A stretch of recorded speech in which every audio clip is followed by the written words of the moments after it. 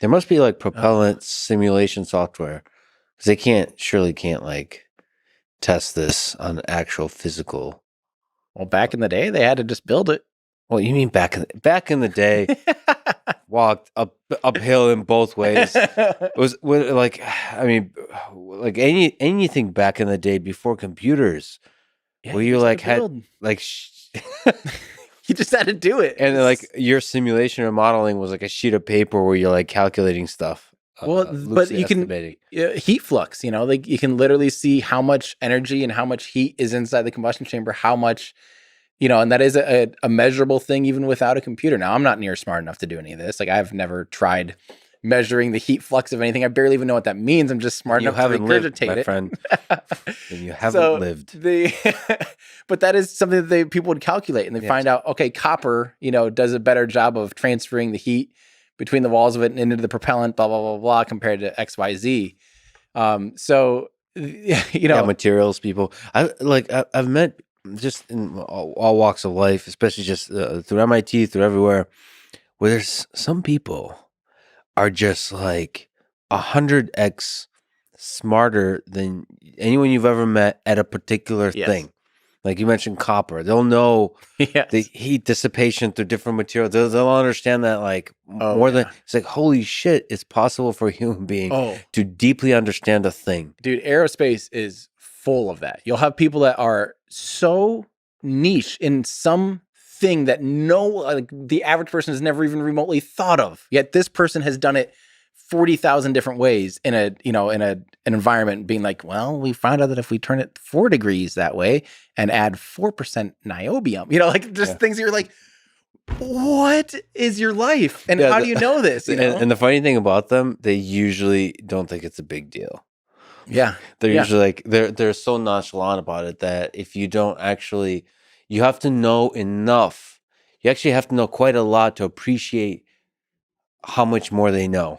Yeah. Because otherwise you won't even notice it. Because our popular culture doesn't celebrate the intricacies of scientific or engineering mastery, which is interesting. There's all these people that lurk in the shadows. Oh, I know. They're just geniuses. Yes. Like you'll have like the LeBrons who are like good at basketball, so we understand that they're good at basketball. They do this thing with the ball and the hoop, and they do like it really well, better than a lot of other people under pressure. We celebrate. It's this big public spectacle. Yeah, look at how great they are. Yeah, but like the people, like at these aerospace companies at NASA, at SpaceX, the kind of stuff they're doing, just I mean, there's geniuses there, and it's actually really inspiring. I mean, I've interacted with a lot of brilliant people in the software world. And maybe because I don't deeply understand a lot of hardware stuff, materials engineering, mechanical engineering, those people seem like so much smarter.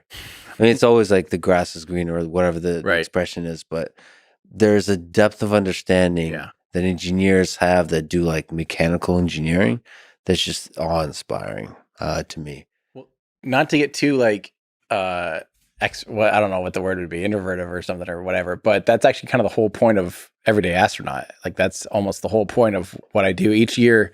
From the beginning, I did a thing called the Astro Awards, trying to be like an award show, hoping to, you know, lift up and celebrate and shine a spotlight on the people that are actually doing the hard work and try to treat them like the rock stars that they are, that we don't know about. And I think that's one of the things that for sure, I think Elon definitely helped make spaceflight cool. Helped make that like a celebration thing where people are physically out cheering for rockets and science and space exploration.